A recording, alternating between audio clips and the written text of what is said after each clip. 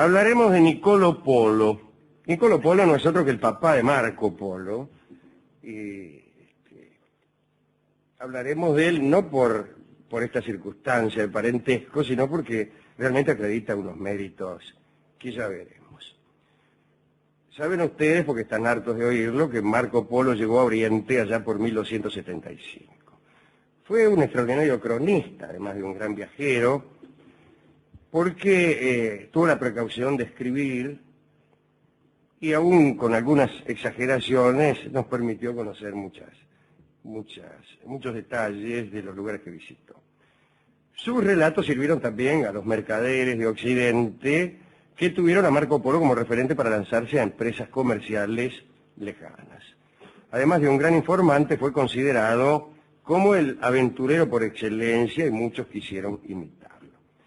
Pero Marco Polo llegó a Oriente casi por casualidad. A mí me divierte esta constante de los glosadores de la historia, de considerar que todo sucede por casualidad. América se inventa por casualidad, Marco Polo llega a Oriente por casualidad, tal invento se hace por casualidad, estábamos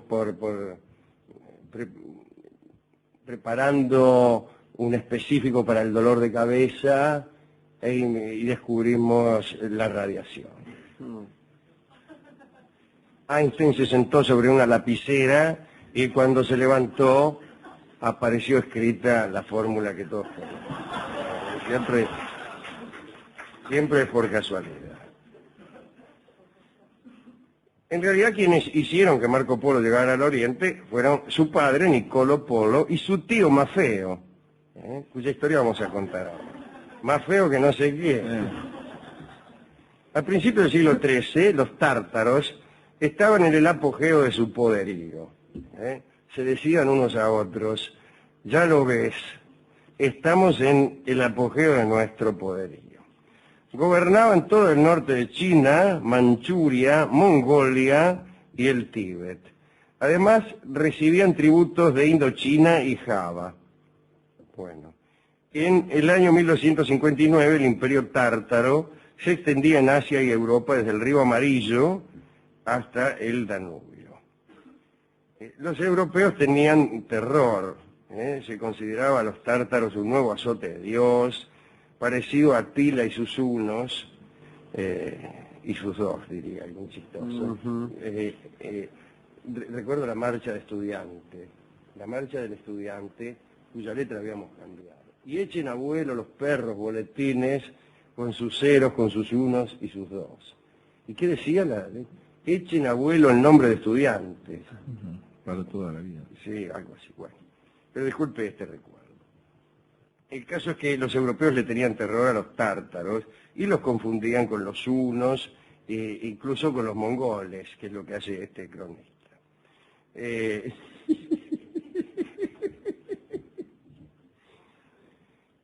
Bien.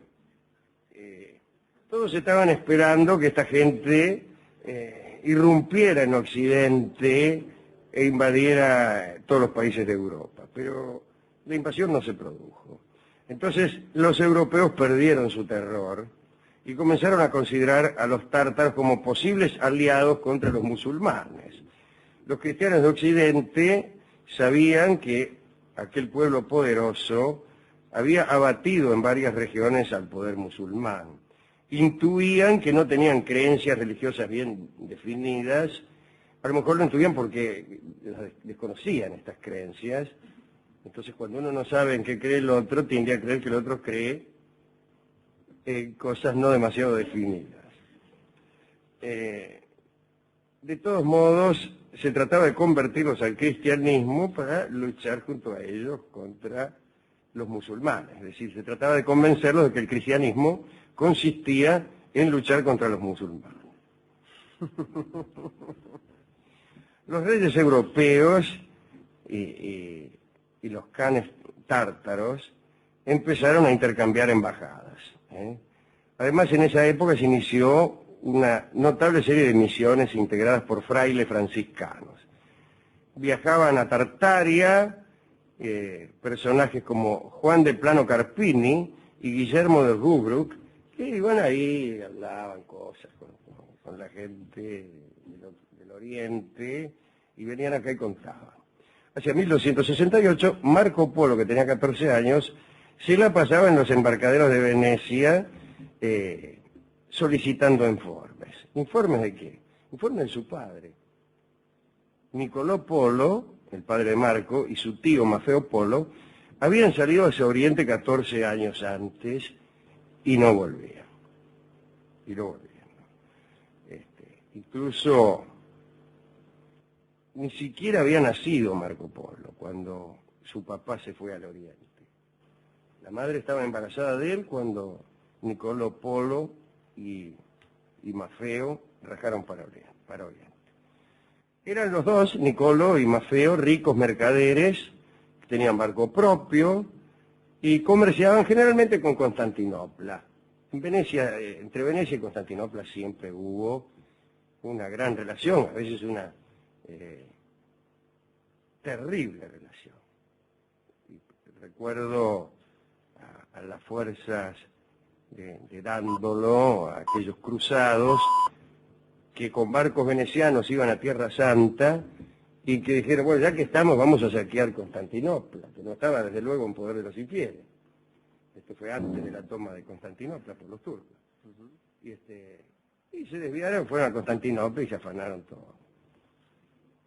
Pues bien, pero en aquella ocasión se sintieron tentados por la Tartaria y fueron para allá a hacer buenos negocios. Tenían incluso el propósito de visitar al Gran Khan, que era el que gobernaba aquellas regiones. Eso era todo lo que sabían los venecianos, ¿no? Los que habían partido hacia aquellas regiones no habían regresado más. En 1269, mientras Marco indagaba acerca de la suerte de sus parientes, ellos recién entonces emprendían el regreso a través de las montañas del Asia Central, a través de Samarcanda, aquella ciudad que más tarde Tamerlán haría capital de sus dominios, bueno, qué sé yo, a través del camino que hay que seguir para llegar a Venecia. Me dirá usted que hay varios, pero bueno, siempre es viniendo para acá. Bueno, al fin llegaron a Venecia, y allí Nicolò supo que su esposa, que estaba embarazada cuando él partió, había muerto, y se encontró con su hijo Marco y le contó sus aventuras. Mira, hijo, he estado donde Judas perdió el poncho. Nicolò y Maffeo estaban en la ciudad de Bukhara, donde pasaron varios años, cuando hasta allí llegó un embajador del Kublai Khan.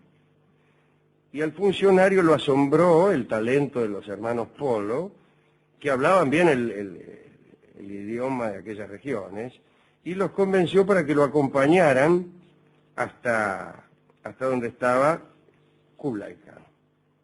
El embajador le dijo que su señor, el nuevo Kublai Khan, que era un mandatario nuevo, nunca había estado con hombres del occidente, que los recibiría interesado, y bueno, y eso. Nicolò y Maffeo viajaron durante un año hasta llegar a la corte del Gran Khan, fueron recibidos con todo tipo de agasajos, el Kublai Khan conversó con ellos y demostró gran interés para informarse sobre las comarcas occidentales del mundo, sobre los reyes, los príncipes cristianos, el Papa, los asuntos de la Iglesia, el culto, las doctrinas cristianas, qué sé yo. Todas las tardes el Gran Khan llamaba a los Polo para hablar con ellos y eso. Años después, Kublai Khan decidió enviar a Nicolò y Maffeo de regreso a su patria como embajadores tártaros ante el Papa y les ordenó algunas misiones. Dijo, bueno, muchachos, ustedes van a ser mis embajadores. Primero vayan a Europa y consíganme 100 eruditos, dice. Debían hacerlos viajar hasta Tartaria, los 100 eruditos, para que instruyeran en los dogmas fundamentales del cristianismo a la gente de la corte del Khan. Además, Kublai, a modo de curiosidad, ordenó a Nicolò y Maffeo que le consiguieran un poco de aceite sagrado de la lámpara que ardía sobre el sepulcro de Cristo en Jerusalén. Porque sí. el Gran Khan entregó a Nicolò y Maffeo una tablilla honorífica de oro a modo salvoconducto que les debía asegurar hospedaje y buen trato en todos los Guiana. Así los hermanos iniciaron el viaje de regreso a su patria con las órdenes del Khan a cuesta. Y como dijimos, llegaron a Venecia, se encontraron con Marco y le contaron sus aventuras. Y empezaron a buscar los 100 eruditos para llevárselo al otro, ¿no? Bueno. A la muerte del Papa Celestino IV en 1268, la sede pontificia estuvo vacante y no se eligió Papa por 2 años. Recién en 1271 se eligió a quien sería Gregorio X. Como los hermanos Polo tenían que conseguir 100 eruditos cristianos y aceite de la lámpara del sepulcro de Cristo, tenían que pedírselo a un Papa. Eran dones que solo el Papa podía proporcionar. Y bueno, esperaban la elección papal y no se producía, y entonces se fueron a Oriente nomás.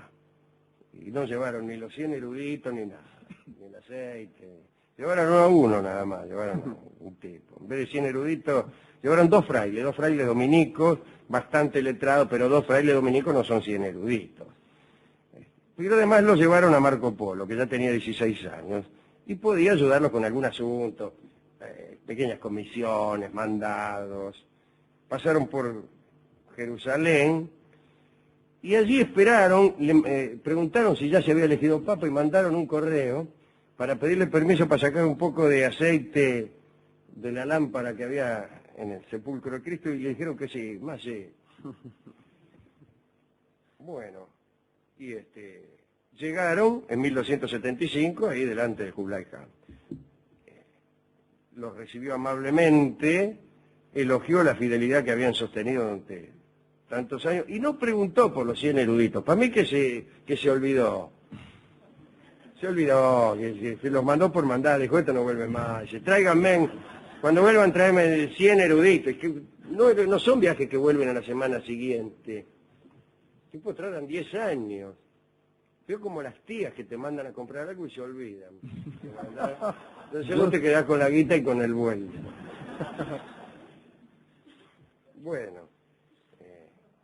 No dijo, y los 100 eruditos no dijo nada. Y los Polos, menos. Claro, che, no digamos nada de los 100 eruditos. Pero en realidad, esta falta de eruditos vino a suplirse con la presencia de Marco en la corte, porque el Gran Khan quedó encantado con el joven Marco, que como sabemos fue confidente de Kublai Khan durante 17 años. Estuvo Marco Polo 17 años ahí, los otros también, ¿no? Estuvieron junto a Marco Polo en la corte del Khan, recorrían el imperio, se enriquecían con la compra y venta de joyas, no van a creer que iban para que después nosotros charláramos sobre estas cosas. Iban a vender y comprar, eran 2 mercaderes, no eran 2 antropólogos, Nicolò y Maffeo, no estaban enviados por la Universidad del Sur. No, iban a vender y a comprar. Incluso el Khan les pagaba sumas extraordinarias cuando lo ayudaban, incluso en operaciones militares. Eran expertos en poliorcética, los hermanos Polo, y le ayudaban a sitiar ciudades y construían carros de asalto, esas cosas, ¿no? Catapultas, escaleras móviles.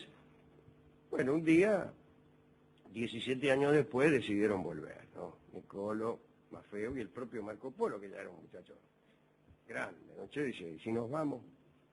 Y ya me tienen podrido esto, dice, arroz todos los días. Y además querían volver a ver Venecia antes de morir, ya se sabe. Vere Venecia, dopo Napoli. No era así. Además parece que el favor que les dispensaba el Kublai Khan había molestado a otros cortesanos. ¿Vio cómo es esto? Sí, Celos. Uno no puede ser alcahuete de nadie sin despertar celos. Y entonces a principios de 1292 los venecianos se hicieron a la mar. Además, el Kublai Khan había empezado a envejecer y esto dijeron, mirá, si llega a morir el tipo este, nos van a masijar a nosotros. Y rajaron en unos juncos chinos. Se fueron en unos juncos chinos. El viaje fue largo y difícil, pero no por ir en junco chino. Es decir, el junco parece, por la redacción, que el junco chino hiciera todo viaje largo y difícil, ¿entiendes? Se hicieron a la mar en unos juncos chinos, punto. El viaje fue largo y difícil. Fue largo y difícil porque vivían en Venecia. Si hubieran vivido en Hancheu, hubieran llegado enseguida. Tardaron 2 años en llegar a Persia. Mirá lo que eran los viajes en junco chino. Lo que es el Unco. Claro. Y allí se enteraron de la muerte del gran Han. Dice, menos mal que no fuimos porque... Justiniano zafamos. Claro. Llegaron a Venecia en 1295. Quiere decir que tardaron 1 año desde Persia a Venecia. Se va más rápido desde Persia a Venecia. Sí, porque va en caída. Sí, que desde Hancheu a Persia. Una leyenda dice que nadie los reconoció. Es la leyenda de Ulises. Ya me lo dice. Claro. Es esa leyenda la que dice que nadie los reconoció. Llegaron, bueno. Ni siquiera el perro. Nicolò murió, al final sí lo reconocieron, me imagino. Nicolò murió en 1297, 1 año antes de que Marco terminara en la cárcel. Saben ustedes que a Marco lo encanaron. Y ahí en la cárcel escribió el libro del millón, que es el que utilizamos nosotros para contar todas estas cosas. Pero hoy hemos querido homenajear al papá de Marco. Fue él, en realidad, el que inventó esto de la China. Y lo llevó, porque a Marco lo llevamos de ayudante, lo llevamos. Él, claro, después escribió su libro y se atribuyó toda la gloria. Además tuvo la precaución de morir mucho después que el padre, de modo que destruyó convenientemente toda evidencia de la gloria paterna, mejor dicho, no destruyó la evidencia de esa gloria, la trasladó a las alforjas propias.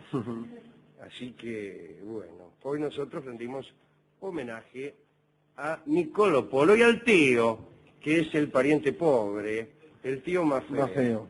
El tío más feo del mundo. También al Kublai Khan, que contrariamente a lo que nuestro cronista cree, no era tártaro como Tamerlán, sino era de la dinastía mongólica. Usted me dirá que es la misma cosa, y yo no estoy tan seguro. Los mongoles tuvieron toda una dinastía en China que de algún modo fue seducida y conquistada por la cultura china, a punto tal que Marco Polo nunca sospechó, mejor dicho, no los tomó como extranjeros que dominaban el país, que es lo que era. ¿Qué es lo que era? Bien, pero ya hablaremos de Tamerlán y del Rayo Bayaceto y de toda esa gente. ¿A quién dedicar esto? Bueno, a Nicolò y a Maffeo. Y a todos los venecianos que escuchan este programa, gente de Venecia, incluso de Mestre, que es un lugar vicino a Venecia, que es tan feo como Venecia, es más feo, digamos, que Venecia. Tan feo como Venecia es lindo. Al pequeño Marco Polo, Alejandro, que iba, hasta los muelles a preguntar a ese pibe, si volvía o no volvía, al claro, padre que no conocía todavía, ¿no? Toda una cosa, fuerte eso. Qué lindo para una película en serio. Es muy fuerte. El pequeño Marco Polo, solo, ya sin mamá, preguntando en los embarcaderos a ver si volvía el tío y el papá. Y luego volvieron, lo llevaron para allá. También, déjenme de bromar. Sí. Eso es autoritarismo. ¿Cómo va a llevar al chico a la China, un lugar que por ahí andás a ver si lo matan? Si la madre hubiera vivido, acordate lo que No lo te dejaba digo, ir. No lo dejaba ir. Nos quedábamos sin libro del millón, sin fideos, sin occidente, Y sin cohetes. cohetes. ¿Para qué volvieron? Claro, porque no, la madre no. A Marco déjamelo acá. Claro, se van ustedes y, bueno, hemos buscado canciones relacionadas con el viaje de Marco Polo y no hay ninguna. En cambio, con los viajes en general hay todas las canciones son de viajes. La gente viaja siempre, ¿no? Eso lo saben muy bien las adivinas, las personas que adivinan la suerte, que siempre vaticinan un viaje. Veo un viaje, dice. Sí, dice, ahora tengo que volver a Santos Lugares, dice uno. Efectivamente, el adivino es de Quilmes y uno viene de Santos Lugares y dice, sí, ahora me tengo que tomar ahí. ¿En qué me vuelvo? ¿Qué tomamos? ¿Cómo se llama el colectivo ese verde que va desde Quilmes hasta López de Vega y hasta Beiró y General Paz? ¿El 85? El 85. Me tomo el 85 hasta López de Vega y agarro cualquier cosa hasta Santo Lugar. Bueno, no conseguimos. No. Pero de viaje sí.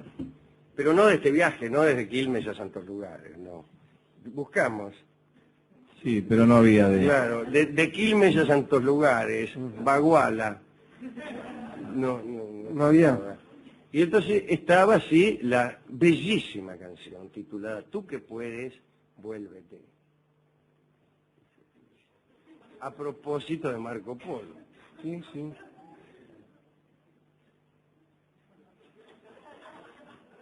Y está bien, ¿eh? Está bien, claro, ellos volvieron, Está bien, ellos volvieron. justo en el momento Sí, sí. preciso para poder hacerlo, ¿no? Volvieron. Fueron los únicos que volvieron, como se ha dicho, o en cualquier caso los primeros que volvieron.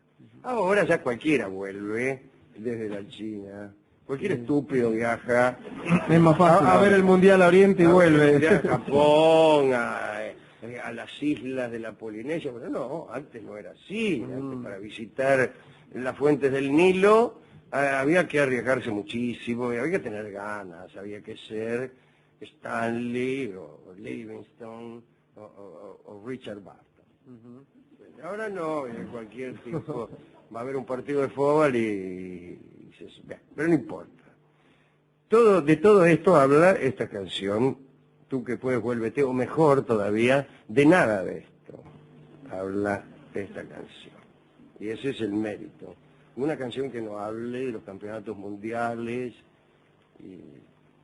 y de las cosas que han pasado hace media hora, y que en cambio hable del carácter fatal de ser uno río, el carácter fatal de la sucesión y del devenir.